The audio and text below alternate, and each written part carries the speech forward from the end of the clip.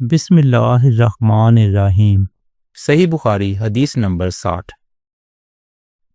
عبداللہ بن عمرو نے کہا کہ ایک سفر میں جو ہم نے کیا تھا، حضور صلی اللہ علیہ وآلہ وسلم ہم سے پیچھے رہ گئے اور آپ صلی اللہ علیہ وآلہ وسلم ہم سے اس وقت ملے جب عصر کی نماز کا وقت آن پہنچا تھا۔ ہم جلدی جلدی وضو کر رہے تھے، پس پاؤں کو خوب دھونے کے بدل ہم یوں ہی سا دھو رہے تھے۔ یہ حال دیکھ کر آپ صلی اللہ علیہ وآلہ وسلم نے بلند آواز سے پکارا، دیکھو ایڑیوں کی خرابی دوزخ سے ہونے والی ہے۔ 2 یا 3 بار آپ صلی اللہ علیہ وآلہ وسلم نے یوں ہی بلند آواز سے فرمایا۔ صحیح بخاری حدیث نمبر 61۔ نبی کریم صلی اللہ علیہ وآلہ وسلم نے ارشاد فرمایا کہ درختوں میں ایک درخت ایسا ہے کہ اس کے پتے نہیں جھڑتے، اور مسلمان کی مثال اسی درخت کی سی ہے۔ بتاؤ وہ کون سا درخت ہے؟ یہ سن کر لوگوں کا خیال جنگل کے درختوں کی طرف دوڑا۔ عبداللہ رضی اللہ تعالی عنہ نے کہا کہ میرے دل میں آیا کہ وہ کھجور کا درخت ہے، مگر میں اپنی کم سینے کی شرم سے نہ بولا۔ آخر صحابہ نے حضور صلی اللہ علیہ وآلہ وسلم ہی سے پوچھا کہ وہ کون سا درخت ہے۔ آپ صلی اللہ علیہ وآلہ وسلم نے فرمایا، وہ کھجور کا درخت ہے۔ صحیح بخاری حدیث نمبر 62۔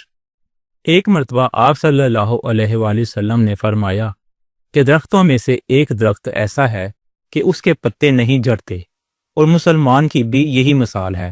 بتلاؤ وہ کون سا درخت ہے؟ یہ سن کر لوگوں کے خیالات جنگل کے درختوں میں چلے گئے۔ حضرت عبداللہ رضی اللہ تعالی عنہ نے کہا کہ میرے دل میں آیا کہ بتلا دوں کہ وہ کھجور کا درخت ہے، لیکن وہاں بہت سے بزرگ موجود تھے، اس لیے مجھ کو شرم آئی۔ آخر صحابہ نے عرض کیا، یا رسول اللہ صلی اللہ علیہ وآلہ وسلم، آپ ہی بیان فرما دیجئے۔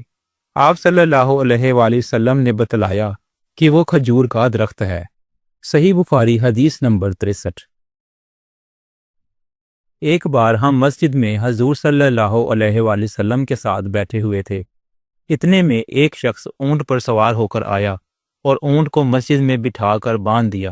پھر پوچھنے لگا، بھائیو تم لوگوں میں محمد صلی اللہ علیہ وآلہ وسلم کون سے ہیں؟ حضور صلی اللہ علیہ وآلہ وسلم اس وقت لوگوں میں تکیہ لگائے بیٹھے ہوئے تھے۔ ہم نے کہا، حضرت محمد صلی اللہ علیہ وآلہ وسلم یہ سفید رنگ والے بزرگ ہیں جو تکیہ لگائے ہوئے تشریف فرما ہیں۔ تب وہ آپ صلی اللہ علیہ وآلہ وسلم سے مخاطب ہوا کہ اے عبد المطلب کے فرزند۔ آپ صلی اللہ علیہ وآلہ وسلم نے فرمایا، کہو میں آپ کی بات سن رہا ہوں۔ وہ بولا، میں آپ صلی اللہ علیہ وآلہ وسلم سے کچھ دینی باتیں دریافت کرنا چاہتا ہوں، اور ذرا سختی سے بھی پوچھوں گا، تو آپ اپنے دل میں برا نہ مانیے گا۔ آپ صلی اللہ علیہ وآلہ وسلم نے فرمایا، نہیں، جو تمہارا دل چاہے پوچھو۔ تب اس نے کہا کہ میں آپ کو آپ کے رب اور اگلے لوگوں کے رب تبارک و تعالیٰ کی قسم دے کر پوچھتا ہوں، کیا آپ کو اللہ نے دنیا کے سب لوگوں کی طرف رسول بنا کر بھیجا ہے؟ آپ صلی اللہ علیہ وآلہ وسلم نے فرمایا، ہاں یا میرے اللہ۔ پھر اس نے کہا، میں آپ صلی اللہ علیہ وآلہ وسلم کو اللہ کی قسم دیتا ہوں، کیا اللہ نے آپ کو رات دن میں 5 نمازیں پڑھنے کا حکم فرمایا ہے؟ آپ صلی اللہ علیہ وآلہ وسلم نے فرمایا، ہاں یا میرے اللہ۔ پھر کہنے لگا، میں آپ کو اللہ کی قسم دے کر پوچھتا ہوں کہ کیا اللہ نے آپ کو یہ حکم دیا ہے کہ سال بھر میں اس مہینہ رمضان کی روزے رکھو؟ آپ صلی اللہ علیہ وآلہ وسلم نے فرمایا، ہاں یا میرے اللہ۔ پھر کہنے لگا، میں آپ صلی اللہ علیہ وآلہ وسلم کو اللہ کی قسم دے کر پوچھتا ہوں کہ کیا اللہ نے آپ کو یہ حکم دیا ہے کہ آپ ہم میں سے جو مالدار لوگ ہیں ان سے زکوٰۃ وصول کر کے ہمارے محتاجوں میں بانٹ دیا کریں؟ حضور صلی اللہ علیہ وآلہ وسلم نے فرمایا، ہاں یا میرے اللہ۔ تب وہ شخص کہنے لگا، جو حکم آپ صلی اللہ علیہ وآلہ وسلم اللہ کے پاس سے لائے ہیں میں ان پر ایمان لایا، اور میں اپنی قوم کے لوگوں کا جو یہاں نہیں آئے ہیں بھیجا ہوا آیا ہوں۔ میرا نام زمام بن ثعلبہ ہے، میں بنی سعد بن بکر کے خاندان سے ہوں۔ صحیح بخاری حدیث نمبر 64۔ رسول اللہ صلی اللہ علیہ وآلہ وسلم نے ایک شخص کو اپنا ایک خط دے کر بھیجا اور اسے یہ حکم دیا کہ اسے حاکم بحرین کے پاس لے جائے۔ بحرین کے حاکم نے وہ خط کسریٰ کے پاس بھیج دیا۔ جس وقت اس نے وہ خط پڑھا تو چاک کر ڈالا۔ راوی کہتے ہیں اور میرا خیال ہے کہ ابن مصیب نے اس کے بعد مجھ سے کہا کہ اس واقعہ کو سن کر رسول اللہ صلی اللہ علیہ وآلہ وسلم نے اہل ایران کے لیے بد دعا کی کہ وہ بھی چاک شدہ خط کی طرح ٹکڑے ٹکڑے ہو جائیں۔ صحیح بخاری حدیث نمبر 65۔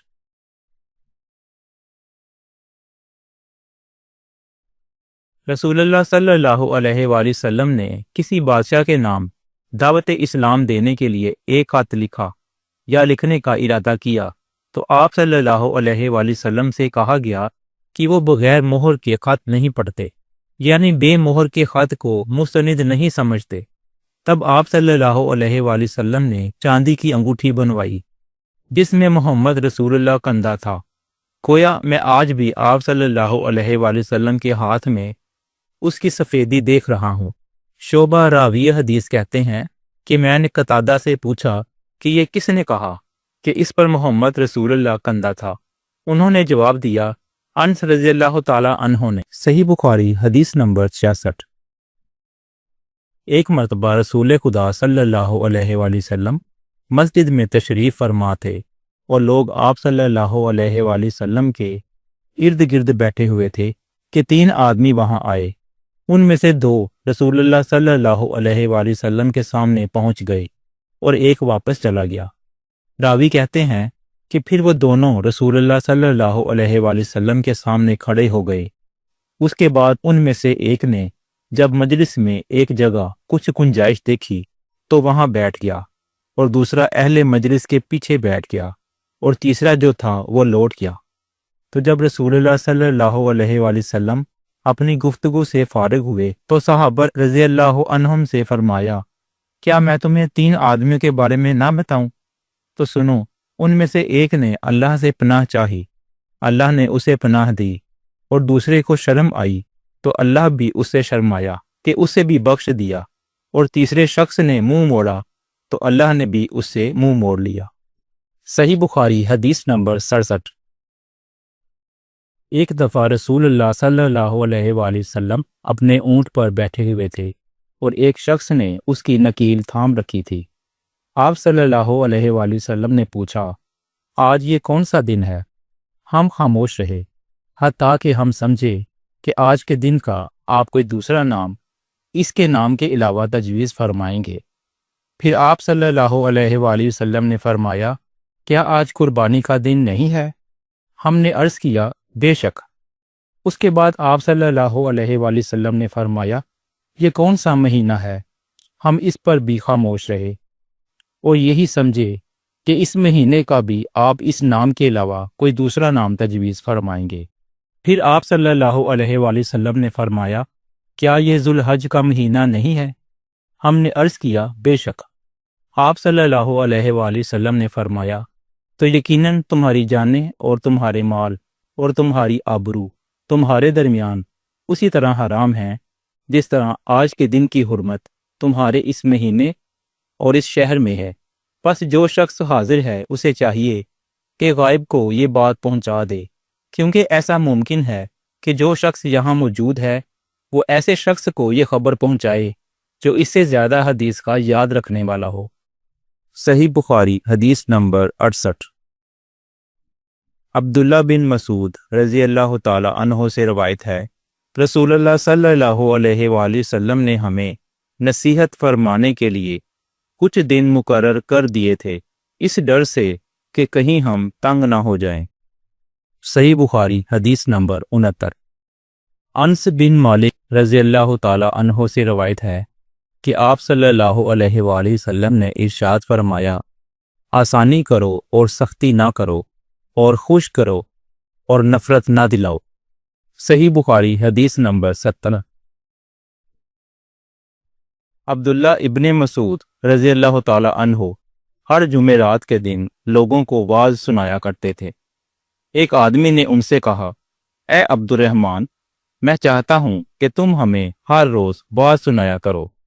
انہوں نے فرمایا، تو سن لو کہ مجھے اس امر سے کوئی چیز ماننے ہے تو یہ ہے کہ میں یہ بات پسند نہیں کرتا کہ کہیں تم تنگ نہ ہو جاؤ، اور میں واعظ میں تمہاری فرصت کا وقت تلاش کیا کرتا ہوں، جیسا کہ رسول اللہ صلی اللہ علیہ وآلہ وسلم اس خیال سے کہ کہیں ہم تنگ نہ ہو جائیں، بعض کے لیے ہمارے اوقات فرصت کا خیال رکھتے تھے۔ صحیح بخاری حدیث نمبر 71۔ معاویہ رضی اللہ تعالی عنہ سے روایت ہے کہ میں نے رسول اللہ صلی اللہ علیہ وآلہ وسلم کو یہ فرماتے ہوئے سنا کہ جس شخص کے ساتھ اللہ تعالی بھلائی کا ارادہ کرے اسے دین کی سمجھ عنایت فرما دیتا ہے، اور میں تو محض تقسیم کرنے والا ہوں، دینے والا تو اللہ ہی ہے، اور یہ امت ہمیشہ اللہ کے حکم پر قائم رہے گی، اور جو شخص ان کی مخالفت کرے گا انہیں نقصان نہیں پہنچا سکے گا یہاں تک کہ اللہ کا حکم یعنی قیامت آ جائے اور یہ عالم فنا ہو جائے۔ صحیح بخاری حدیث نمبر 72۔ عبداللہ بن عمر رضی اللہ تعالی عنہما کہتے تھے کہ ہم رسول اللہ صلی اللہ علیہ وآلہ وسلم کی خدمت میں حاضر تھے کہ آپ صلی اللہ علیہ وآلہ وسلم کے پاس کھجور کا ایک گابھا لایا گیا۔ اسے دیکھ کر آپ صلی اللہ علیہ وآلہ وسلم نے فرمایا کہ درختوں میں ایک درخت ایسا ہے کہ اس کی مثال مسلمان کی طرح ہے۔ ابن عمر رضی اللہ تعالی عنہما کہتے ہیں کہ یہ سن کر میں نے ارادہ کیا کہ عرض کروں کہ وہ درخت کھجور کا ہے، مگر چونکہ میں سب سے چھوٹا تھا اس لیے خاموش رہا۔ پھر رسول اللہ صلی اللہ علیہ وآلہ وسلم نے خود ہی فرمایا کہ وہ کھجور ہے۔ صحیح بخاری حدیث نمبر 73۔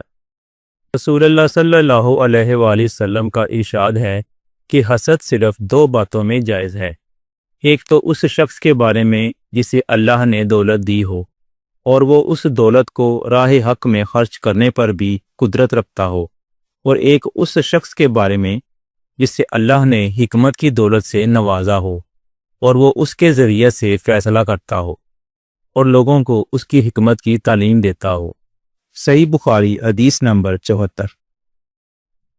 حضرت ابن عباس رضی اللہ تعالی عنہما نے فرمایا کہ میں نے رسول اللہ صلی اللہ علیہ وآلہ وسلم کو یہ فرماتے ہوئے سنا کہ ایک دن حضرت موسیٰ علیہ السلام بنی اسرائیل کی ایک جماعت میں بیٹھے ہوئے تھے کہ اتنے میں ایک شخص آیا اور اس نے آپ سے پوچھا، کیا آپ جانتے ہیں کہ دنیا میں کوئی آپ سے بڑھ کر بھی عالم موجود ہے؟ حضرت موسیٰ علیہ السلام نے فرمایا، نہیں۔ اس پر اللہ تعالیٰ نے حضرت موسیٰ علیہ السلام کے پاس وحی بھیجی کہ ہاں، ہمارا بندہ خضر ہے جس کا علم تم سے زیادہ ہے۔ حضرت موسیٰ علیہ السلام نے اللہ سے دریافت کیا کہ خضر علیہ السلام سے ملنے کی کیا صورت ہے؟ اللہ تعالیٰ نے ایک مچھلی کو ان سے ملاقات کی علامت قرار دیا اور ان سے کہہ دیا کہ جب تم اس مچھلی کو گم کر دو تو واپس لوٹ جاؤ، تب خضر سے تمہاری ملاقات ہوگی۔ تب موسیٰ علیہ السلام چلے اور دریا میں مچھلی کی علامت تلاش کرتے رہے۔ اس وقت ان کے ساتھی نے کہا، جب ہم پتھر کے پاس تھے کیا آپ نے دیکھا تھا؟ میں اس وقت مچھلی کا کہنا بھول گیا اور شیطان ہی نے مجھے اس کا ذکر بلا دیا۔ موسیٰ علیہ السلام نے کہا، اسی مقام کی ہمیں تلاش تھی۔ تب وہ اپنے نشانات قدم پر پچھلے پاؤں باتیں کرتے ہوئے لوٹے۔ وہاں انہوں نے خضر علیہ السلام کو پایا۔ پھر ان کا وہی قصہ ہے جو اللہ تعالیٰ نے اپنی کتاب قرآن میں بیان کیا ہے۔ صحیح بخاری حدیث نمبر 75۔ حضرت ابن عباس رضی اللہ تعالی عنہ نے فرمایا کہ ایک مرتبہ رسول اللہ صلی اللہ علیہ وآلہ وسلم نے مجھے سینے سے لگا لیا اور دعا دیتے ہوئے فرمایا کہ اے اللہ، اسے علم کتاب یعنی قرآن عطا فرمائیے۔ صحیح بخاری حدیث نمبر 76۔ عبداللہ بن عباس رضی اللہ تعالی عنہ نے ارشاد فرمایا کہ میں ایک مرتبہ گدی پر سوار ہو کر چلا۔ اس زمانے میں میں بلوغ کے قریب تھا۔ رسول اللہ صلی اللہ علیہ وآلہ وسلم منی میں نماز پڑھ رہے تھے اور آپ صلی اللہ علیہ وآلہ وسلم کے سامنے دیوار کی آڑ نہ تھی، تو میں بعض صفوں کے سامنے سے گزرا اور گدی کو چھوڑ دیا۔ وہ چرنے لگی جبکہ میں صف میں شامل ہو گیا، مگر کسی نے مجھے اس بات پر ٹوکا نہیں۔ صحیح بخاری حدیث نمبر 77۔ محمود بن ربی فرماتے ہیں کہ مجھے یاد ہے کہ ایک مرتبہ رسول اللہ صلی اللہ علیہ وآلہ وسلم نے ایک ڈول سے منہ میں پانی لے کر میرے چہرے پر کلی فرمائی، اور میں اس وقت 5 سال کا تھا۔ صحیح بخاری حدیث نمبر 78۔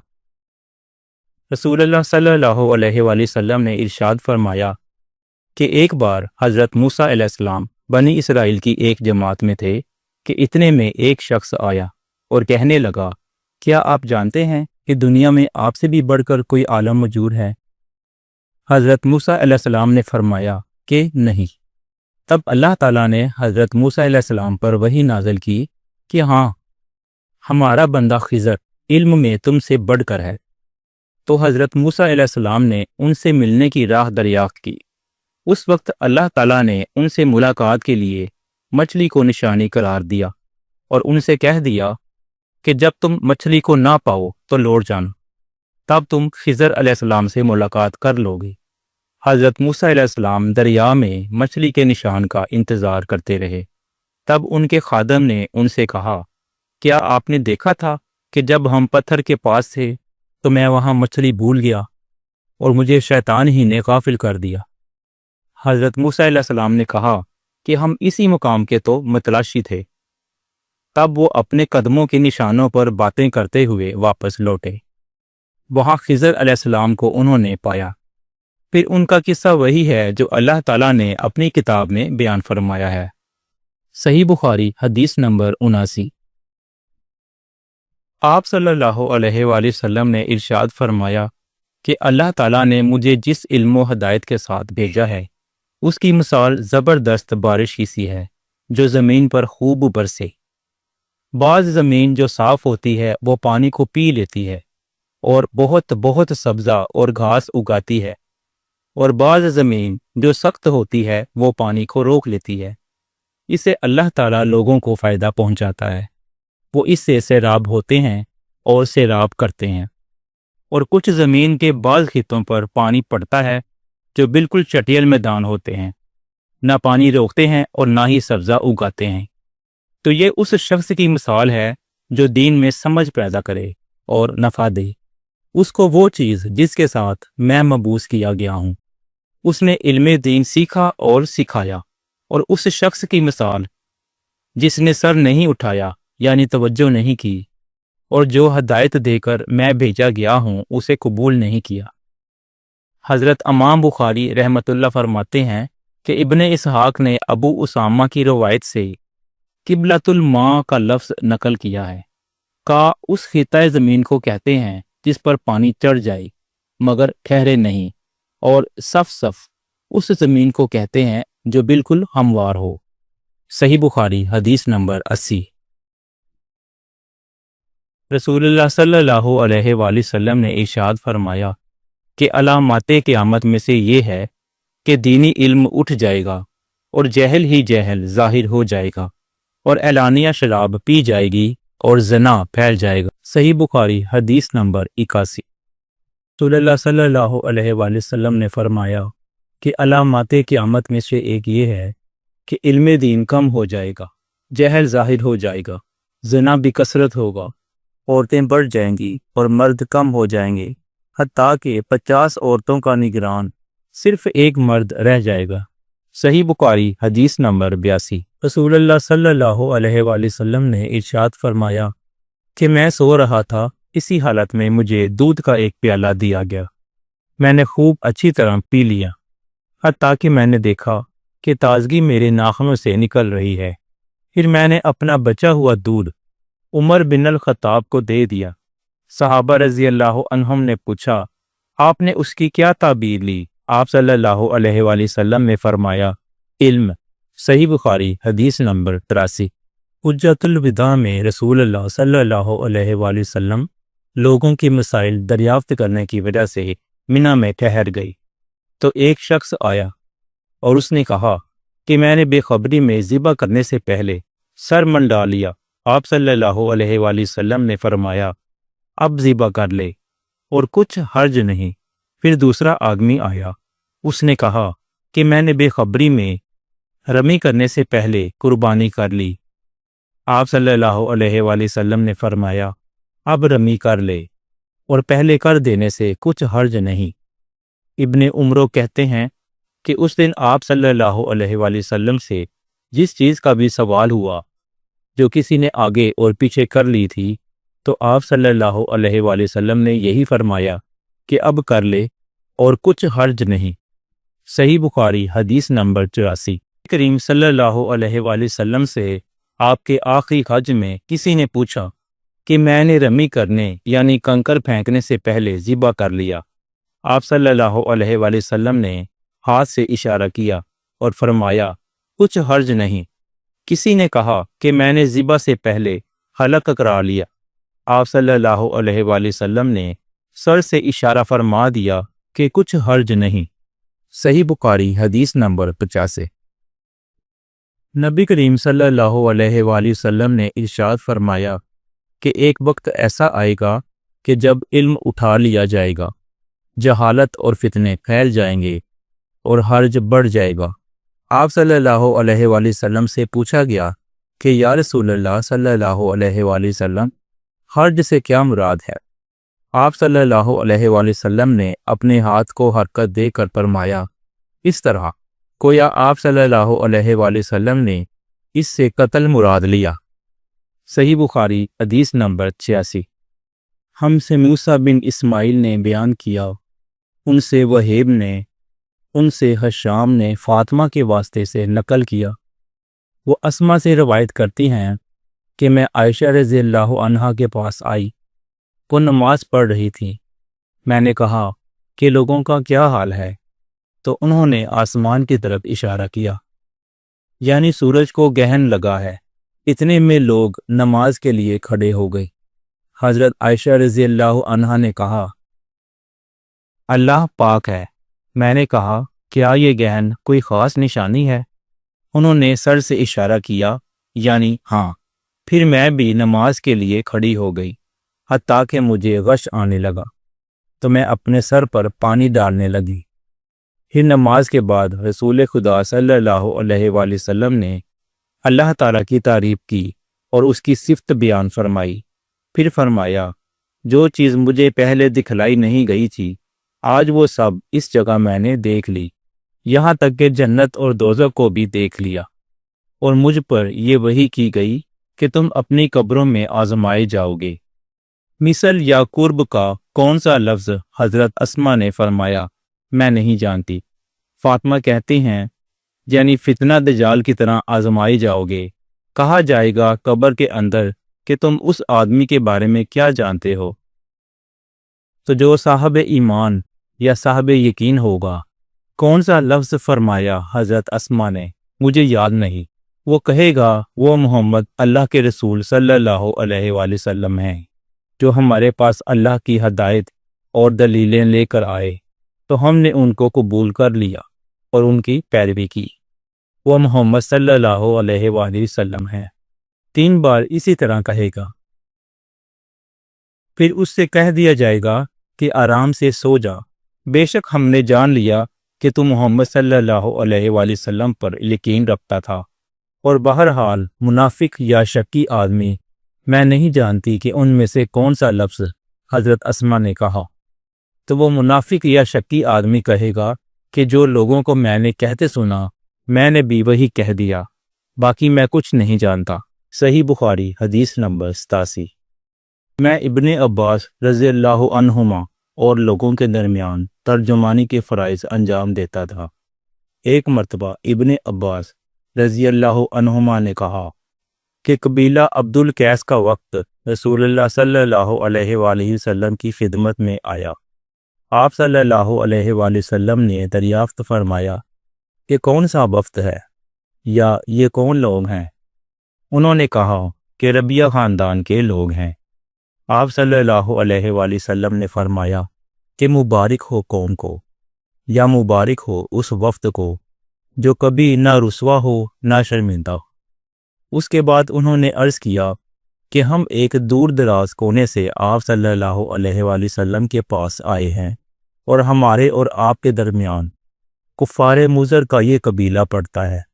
اس کے خوف کی وجہ سے ہم حرمت والے مہینوں کے علاوہ اور ایام میں نہیں آ سکتے، اس لیے ہمیں کوئی ایسی قطعی بات بتلا دیجیے کہ جس کی ہم اپنے پیچھے رہ جانے والے لوگوں کو خبر دے دیں اور اس کی وجہ سے ہم جنت میں داخل ہو سکیں۔ تو آپ صلی اللہ علیہ وآلہ وسلم نے انہیں 4 باتوں کا حکم دیا اور 4 سے روک دیا۔ اول، انہیں حکم دیا کہ ایک اللہ پر ایمان لائیں۔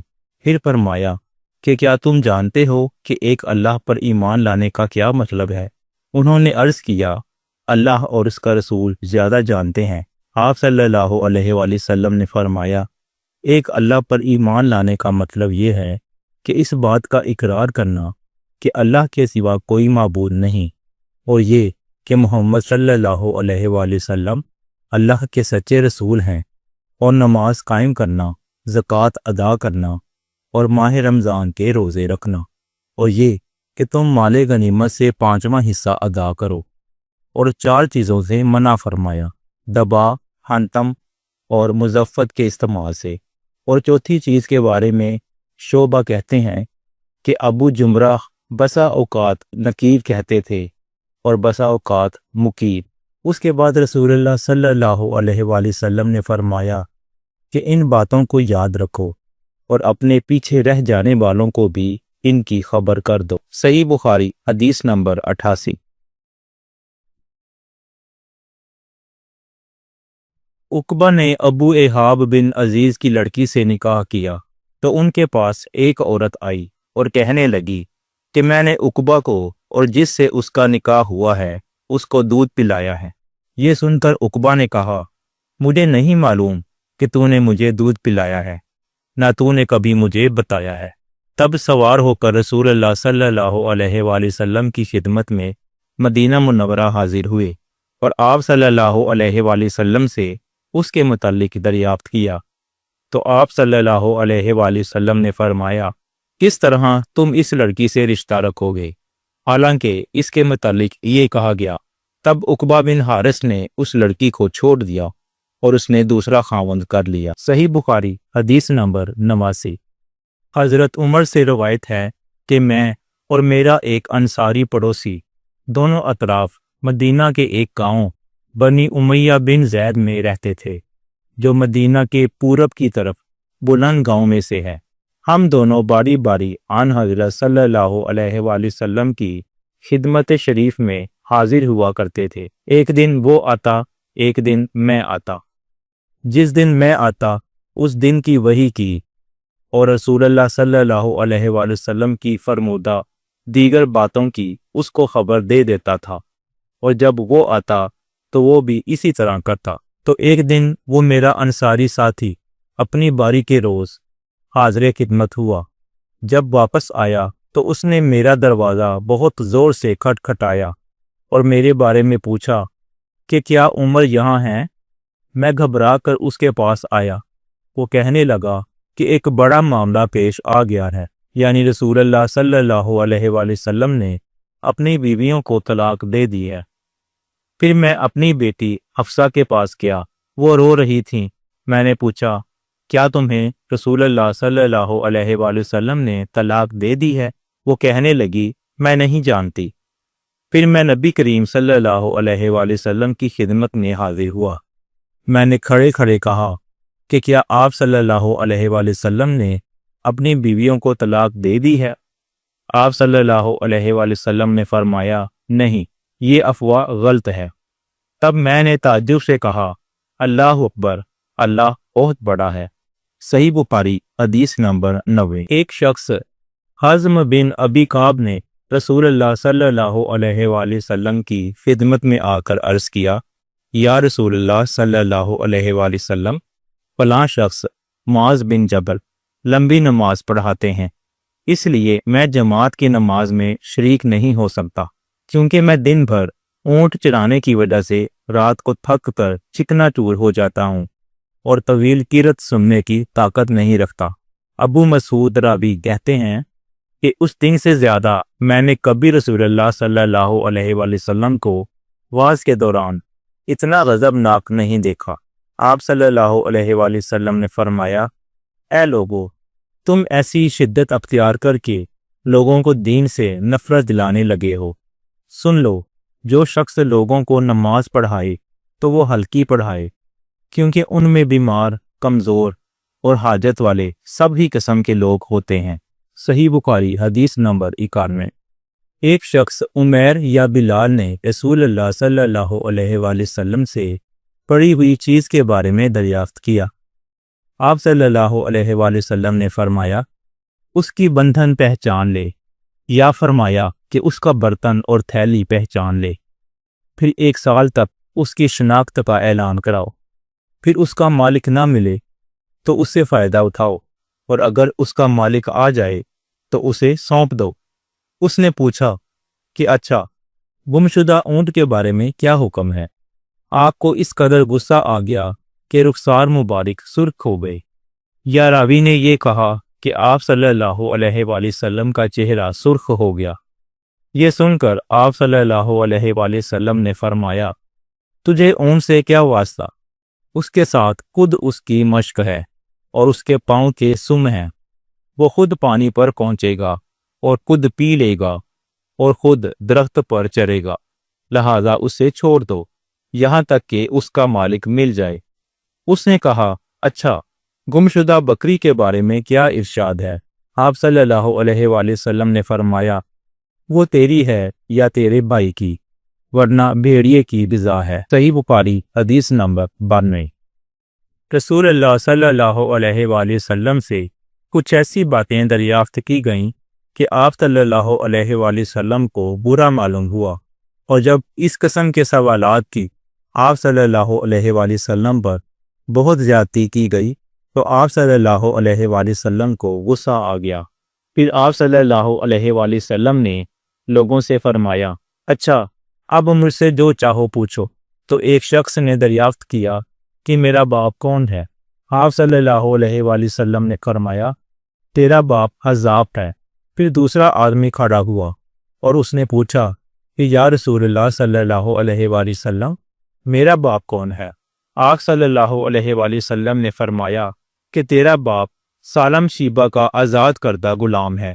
آ کر حضرت عمر رضی اللہ عنہ نے آپ صلی اللہ علیہ وآلہ وسلم کے چہرہ مبارک کا حال دیکھا تو عرض کیا، یا رسول اللہ صلی اللہ علیہ وآلہ وسلم، ہم ان باتوں کے دریافت کرنے سے جو آپ کو ناگوار ہوں اللہ سے توبہ کرتے ہیں۔ صحیح بخاری حدیث نمبر 93۔ ایک دن رسول اللہ صلی اللہ علیہ وآلہ وسلم گھر سے نکلے تو عبداللہ بن حذافہ کھڑے ہو کر پوچھنے لگے کہ حضور، میرا باپ کون ہے؟ آپ صلی اللہ علیہ وآلہ وسلم نے فرمایا، حذافہ۔ پھر آپ صلی اللہ علیہ وآلہ وسلم نے بار بار فرمایا کہ مجھ سے پوچھو، تو حضرت عمر رضی اللہ عنہ نے 2 زانو ہو کر عرض کیا کہ ہم اللہ کے رب ہونے پر، اسلام کے دین ہونے اور محمد صلی اللہ علیہ وآلہ وسلم کے نبی ہونے پر راضی ہیں، اور یہ جملہ 3 مرتبہ دہرایا۔ پھر یہ سن کر رسول اللہ صلی اللہ علیہ وآلہ وسلم خاموش ہو گئے۔ صحیح بخاری حدیث نمبر 94۔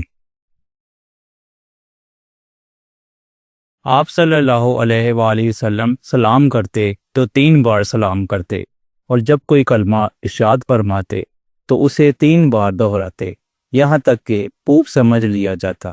صحیح بخاری حدیث نمبر 95۔ جب آپ صلی اللہ علیہ وآلہ وسلم کوئی کلمہ ارشاد فرماتے تو اسے 3 بار لوٹاتے، یہاں تک کہ خوب سمجھ لیا جاتا، اور جب کچھ لوگوں کے پاس آپ صلی اللہ علیہ وآلہ وسلم تشریف لاتے اور انہیں سلام کرتے تو 3 بار سلام کرتے۔